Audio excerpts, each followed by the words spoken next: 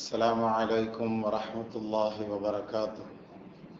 نحمده ونستعينه ونستغفره ونؤمن به ونتوكل عليه ونعوذ بالله من شرور أنفسنا ومن سيئات أعمالنا. من يهده الله فلا مضل له ومن يضلله فلا هادي له. ونشهد أن لا إله إلا الله وحده لا شريك له. ونشهد أن سيدنا مولانا محمدا عبده ورسوله. قال الله تعالى في القرآن العظيم والفرقان المجيد: أعوذ بالله من الشيطان الرجيم. بفضل بسم الله الرحمن الرحيم. أولم يروا إلى الطير فوقهم صافات ويقبضن ما يمسكهن إلا الرحمن إنه بكل شيء بصير. قال نبينا صلى الله عليه وسلم: فلا تقل لو أني فعلت كان كذا وكذا، ولكن قل قدر الله ما شاء فعل، فإن لو تفتح عمل الشيطان، أو كما قال عليه الصلاة والسلام وتسليم.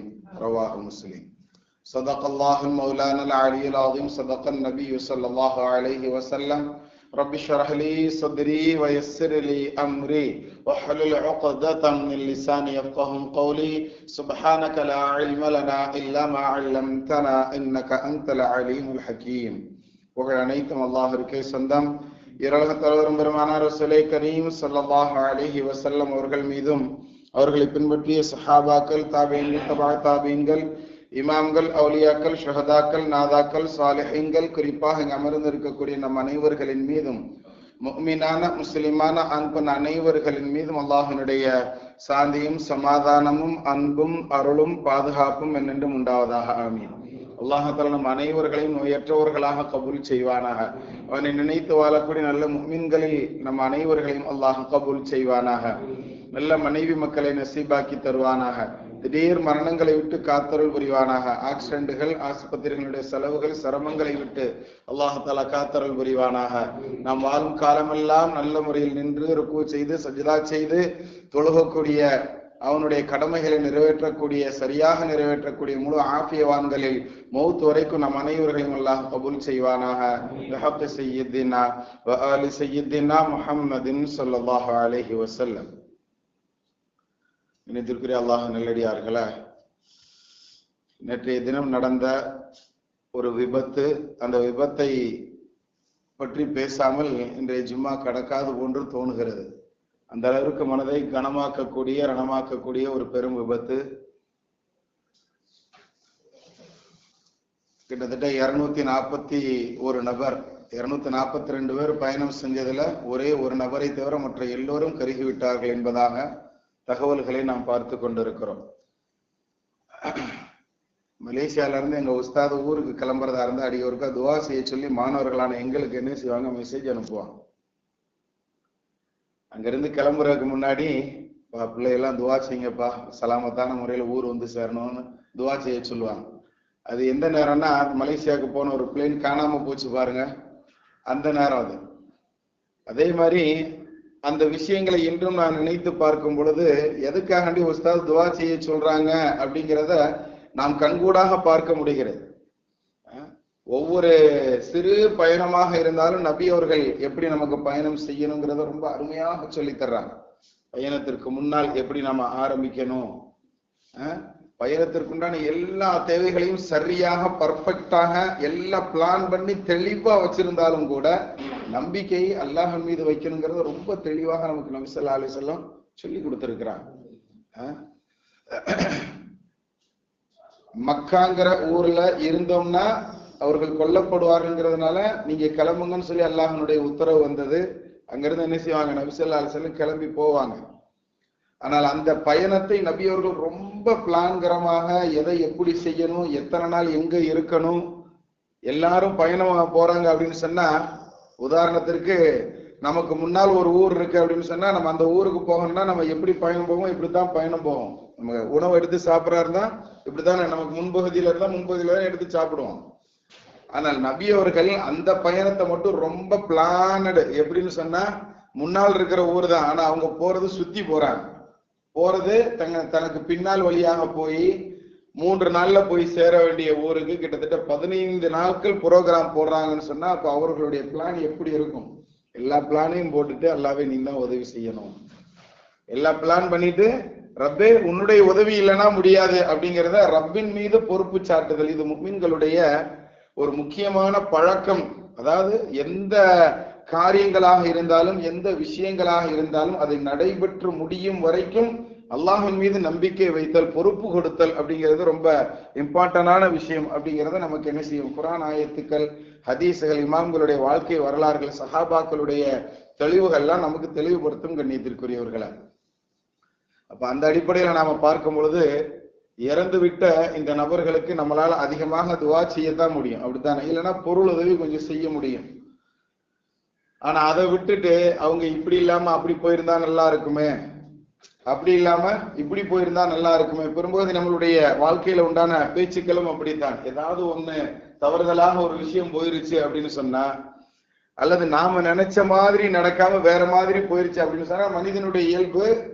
ஆனால் அது முஃமின்கள் இடத்துல இருக்கக்கூடாது அப்படிங்கிறத நமக்கு என்ன செய்யறாங்க? நபி ஸல்லல்லாஹு அலைஹி வஸல்லம் அவர்கள் ரொம்ப தெளிவாக சொல்லி தருவாங்க. அதாவது இப்படி செஞ்சிருக்கிறாம நான் அப்படி செஞ்சிருந்தேன்னா நான் அதுல இருந்து தப்பிச்சிருப்பேன், எனக்கு அந்த காரியம் ரொம்ப சக்சஸா முடிஞ்சிருக்கும் அப்படின்னு நம்ம பேசுவோம் பாருங்க. இந்த நடைமுறை என்பது ஈமானுக்கு பாதகமான ஒரு விஷயம் அப்படிங்கிறத நமக்கு நபி ஸல்லல்லாஹு அலைஹி வஸல்லம் அவர்கள் ரொம்ப அருமையாக சொல்லி தருவாங்க.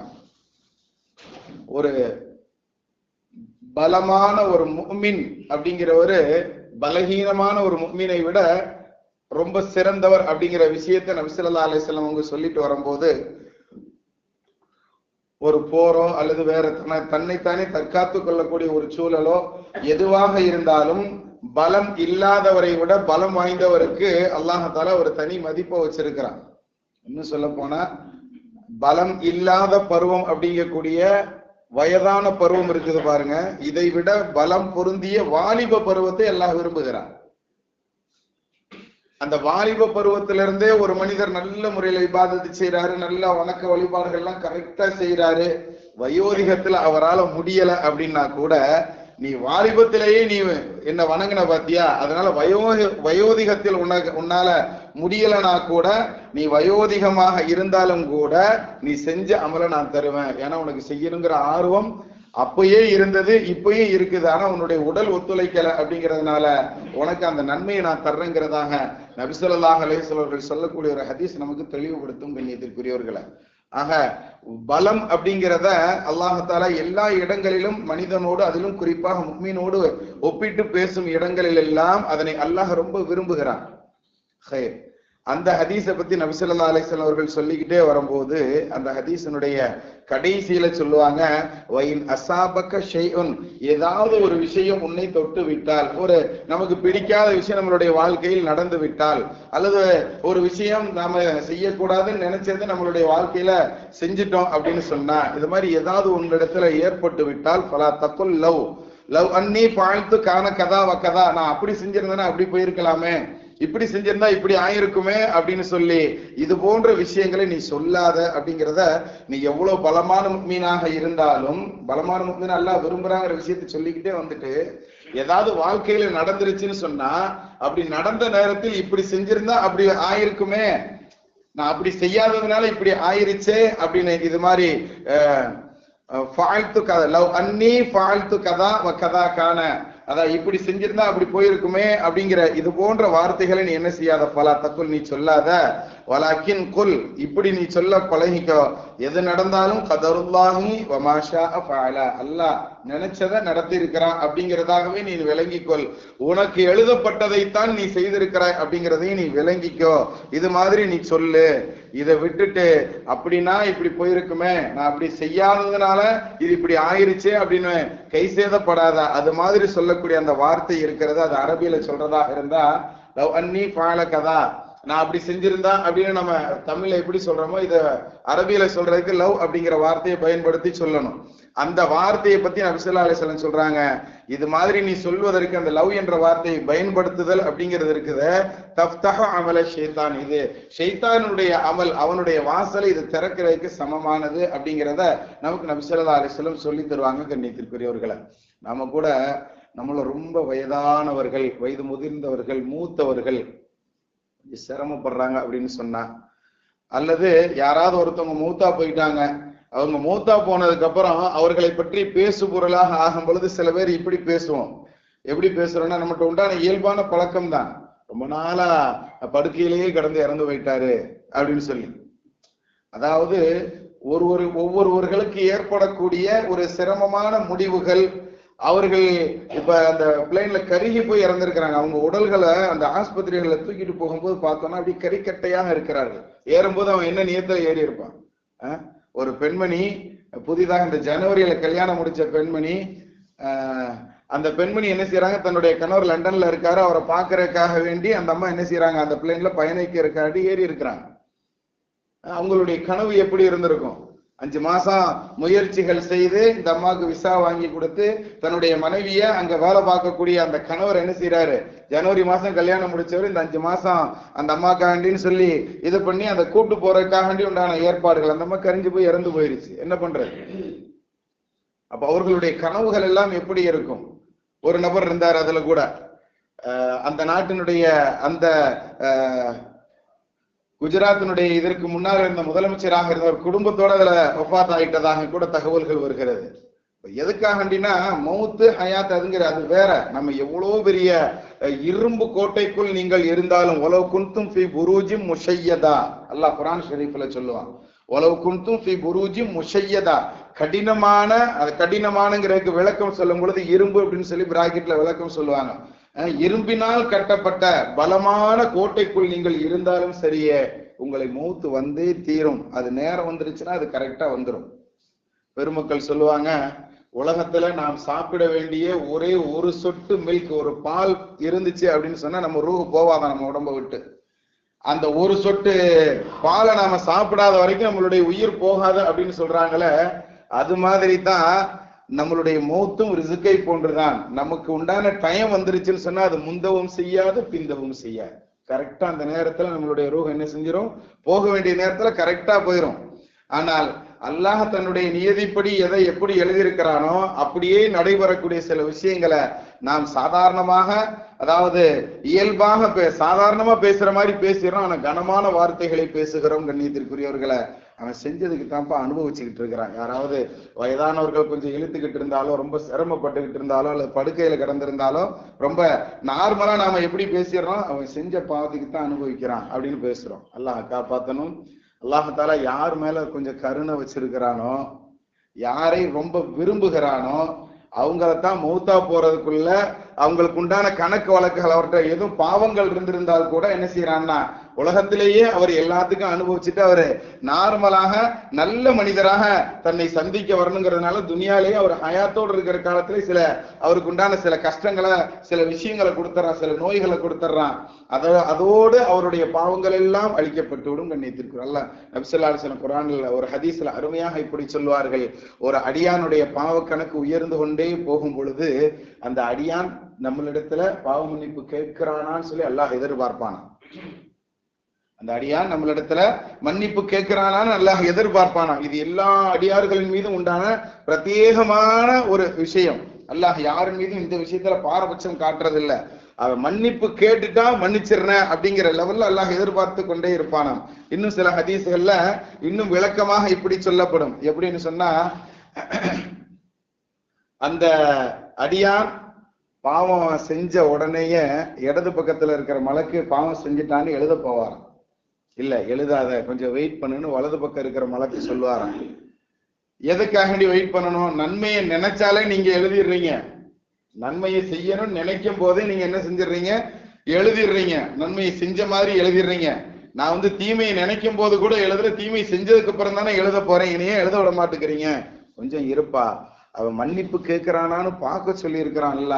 மன்னிப்பும் கேட்கவில்லை என்றால் தான் பாவம் செய்ததாக எழுதணும்.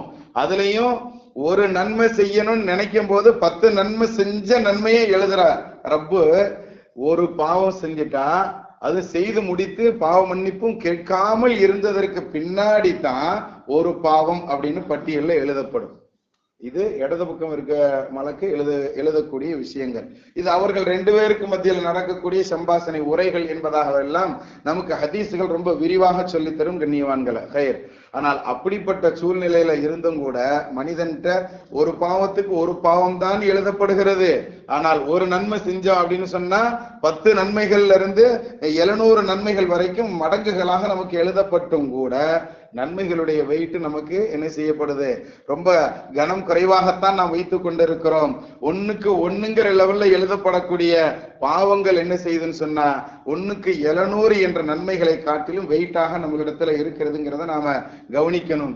இப்படிப்பட்ட மனிதர்களாக இருந்துகிட்டு இருக்கக்கூடிய நாம என்ன செஞ்சுக்கிட்டு இருக்கிறோம் அப்படின்னு சொன்னா அடுத்தவர்களுடைய நிலைகளை பார்த்து நாம் ரொம்ப சாதாரணமாக பேசிக் கொண்டு இருக்கிறோம். கண்ணியத்திற்குரியவர்களை நபி ஸல்லல்லாஹு அலைஹி வஸல்லம் அந்த ஹதீஸினுடைய தொடர்ச்சியில சொல்லுவாங்க, எந்த மனிதனுடைய பாவ கணக்கு அதிகரிக்கிறதோ அந்த நேரத்துல அவன் மன்னிப்பு கேட்கிறானான்னு அல்லாஹ் எதிர்பார்ப்பானா. மன்னிப்பு கேட்காம அந்த மனிதனுடைய பாவங்கள் உயர்ந்துகிட்டே போகும்போது யாரின் மீது அல்லாஹ் விரும்புகிறானோ, யாரை பிரியப்படுகிறானோ அவர்களுக்கு சில நோய்களை கொடுக்கிறான், சில சோதனைகளை அவர்களுக்கு நாம் கொடுக்கிறோம். அந்த சோதனையின் மூலம், அந்த நோய்களின் மூலம் அவர்களுக்கு ஏற்படக்கூடிய அந்த சஞ்சலங்களின் காரணமாக அவங்களுடைய பாவ கணக்கை நாம் 0க்கு கொண்டு வந்துடுறோம் அப்படின்னு அல்லாஹ் சொல்றோம். நபி ஸல்லல்லாஹு அலைஹி வஸல்லம் அந்த ஹதீஸ்ல ரொம்ப அருமையாக சொல்லி தருவார்கள். இப்னு மாஜா ரஹ்மத்துல்லாஹி அலைஹி அவர்கள் தங்களுடைய ஹதீஸ் கிதாபில் இந்த ஹதீஸை பதிவு செய்திருக்கிறார்கள். அப்ப மனிதன் யார் மேல அல்லாஹ் விருப்பம் வச்சிருக்கிறானோ, நல்ல நம்பிக்கை வைத்திருக்கிறானோ அந்த மனிதர்களுடைய பாவங்கள் கூடிக்கொண்டே போகும் பொழுது அவர்களுக்கு சில நோய்களை கொடுக்கிறான். யாருக்காவது நோய் வந்துருச்சுன்னு சொன்னா, அதுல இந்த காலத்தை பொறுத்த வரைக்கும் கேன்சர்லாம் ரொம்ப சாதா சீதாவாக வருகிறது. ஆனால் அது போன்று கேன்சர் வந்தவர்களை பார்த்து நாம என்ன செஞ்சிடறோம், ரொம்ப டபக்குன்னு பேசிடுறோம். அவன் என்ன எப்படி பேசுனான் தெரியுமா, அவனுக்கு வேணும் தான், அல்லாஹ் காப்பாற்றணும். எந்த நோயாளியை பார்த்தும் யாரும் அப்படி பேசிவிடக் கூடாது. கண்ணியத்திற்குரியவர்களை அல்லாஹ் அவங்கள சுத்தப்படுத்துறதுக்கு தான் அப்படி நோயை கொடுத்திருக்காங்கிற அந்த எண்ணம் வந்துருச்சுன்னு சொன்னா ரப்பே என்னைய மன்னிச்சிரு நாம தானாக மன்னிப்பு கேட்க ஆரம்பிச்சிரும். நபி ஸல்லல்லாஹு அலைஹி வஸல்லம் அதனாலதான் என்ன செய்யறாங்கன்னு சொன்னா ஒவ்வொரு நாளும் குறைஞ்சது 70 தடவைக்கு மேல 100 தடவையாவது குறைந்தபட்சம் அல்லாஹ்ட்ட மன்னிப்பு கேட்கிறாங்க. எந்த பாவமும் செய்யாத, பாவங்களை விட்டு தூரமாக ஆக்கப்பட்ட முகமது நபி ஸல்லல்லாஹு அலைஹி வஸல்லம் இப்படி இஸ்திக்ஃபார் பாவ மன்னிப்பு கேட்கிறார்கள் அப்படின்னு சொன்னா நாம் எவ்வளவு மன்னிப்பு ரப்பிடத்துல கேட்கிறோம் அப்படிங்கறத நாம் எண்ணி பார்க்கணும். கண்ணியத்திற்குரியவர்களை அதே மாதிரி அல்லாஹ் குர்ஆன் ஷரீஃப்ல இன்னொரு வசனத்துல இப்படி சொல்லுவான், நபியே நீங்கள் அவர்களோடு இருக்கும் காலம் வரை அல்லாஹ் அவர்களை அதாபு செய்ய மாட்டான், வேதனை செய்ய மாட்டான் அப்படிங்கிற செய்தியை அல்லாஹ் சொல்லுவான். அப்ப நபி ஸல்லல்லாஹு அலைஹி வஸல்லம் அவர்கள் சஹாபாக்களோடு இருந்த காலம் வரைக்கும் அவர்களுக்கு மொத்தமாக வேதனை வந்தது கிடையாது, அவர்களுக்கு அதாபு கொடுக்கப்பட்டது இல்லை அப்படிங்கறத நமக்கு குர்ஆன் ஷரீஃபினுடைய அந்த வசனத்தினுடைய ஒரு பகுதி நாம விளங்க முடியும். அந்த வசனத்தினுடைய இன்னொரு பகுதியில அல்லாஹ் சொல்லுவான், நபியே அவர்கள் இஸ்திக்ஃபாரோடு பாவ மன்னிப்பு கேட்டுக்கொண்டே இருக்கும் காலம் எல்லாம் அவர்களை அல்லாஹ் அதாபு செய்ய மாட்டான் அப்படிங்கிற செய்தியவும் நமக்கு என்ன செய்யப்படும், குர்ஆன் ஷரீஃப்ல ஒரு அந்த வசனம் நமக்கு ரொம்ப தெளிவுபடுத்தும். கண்ணியத்திற்குரியவர்களை நபி அவர்கள் நம்மோடு இருப்பதற்கு சமமாக ஒரு விஷயம் இந்த உலகத்துல இருக்குது அப்படின்னு சொன்னா அது குர்ஆன் ஷரீஃப் சொல்லக்கூடிய இந்த மன்னிப்பு கேட்குதல் அப்படிங்கக்கூடிய இந்த விஷயம் தான் என்பதை அல்லாஹ் அந்த வசனத்துல ரொம்ப தெளிவாக சொல்லி தருவான். நபியே நீங்கள் அவர்களோடு இருக்கும் காலமெல்லாம் அந்த மனிதர்களை அல்லாஹ் வேதனை செய்ய மாட்டான், அதுபோன்று அந்த மனிதர்கள் இஸ்திக்ஃபார் என்னும் பாவ மன்னிப்பு கேட்டுக்கொண்டே இருக்கும் காலமெல்லாம் அவர்களை அல்லாஹ் அதாபு செய்ய மாட்டான், வேதனை செய்ய மாட்டான் அப்படிங்கிற செய்தி அல்லாஹ் குர்ஆன் ஷரீஃப்ல வச்சிருக்கான்னு சொன்னா நாம் நம்மை நினைத்து கவலைப்படணுங்கிறதுக்காக வேண்டிதான் குர்ஆன் ஷரீஃப்ல இப்படி வசனங்கள் இருக்கிறது. ஹதீஸ்களை நபி ஸல்லல்லாஹு அலைஹி வஸல்லம் அவர்கள் இப்படி எல்லாம் சொல்லி இருக்கிறாங்க. ஆனா இதெல்லாம் மறந்துட்டு நம்மளுடைய பூங்குகள் எப்படி இருக்கிறது, யாராவது இது போன்று இறந்து விட்டாலோ ஆக்சிடென்ட்கள் நடந்து விட்டாலோ அவங்க என்ன பாவம் செஞ்சாலும் அல்லாஹ் இப்படி தண்டனை கொடுத்திருக்கான்னு அடுத்தவர்களை பற்றி சிந்தனை செய்யக்கூடிய விஷயங்கள் தான் நம்மளுடைய இந்த சூழல்கள் இது போன்ற நேரங்களில் நம்மளிடத்தில் மிகைத்திருக்கிறதை தவிர நம்மை பற்றி கவலைப்படக்கூடிய நன்மக்களாக நாம் இல்லை என்பதுதான் யதார்த்தமான உண்மை. கண்ணியத்திற்குரியவர்களை அல்லாஹ் நம்மை பற்றி சிந்திக்கக்கூடிய, நம்மை பற்றி எண்ணக்கூடிய, நம்மளுடைய கணக்கு என்னவாகுமோ என்று ஆகிரத்துல எப்படி எல்லா மனிதர்களும் கவலையோடு இருப்போமோ, யா நப்சி யா நப்சின்னு சொல்லுவோமோ, அது மாதிரி இந்த துன்யாலையும் நம்ம பத்தி கொஞ்சமாவது சிந்திக்கக்கூடிய நன்மக்களில் அல்லாஹ் நம்மை கபூல் செய்வானாக. பிஹக்கி சய்யிதினா வ ஆலி சய்யிதினா முஹம்மதின் ஸல்லல்லாஹு அலைஹி வஸல்லம்.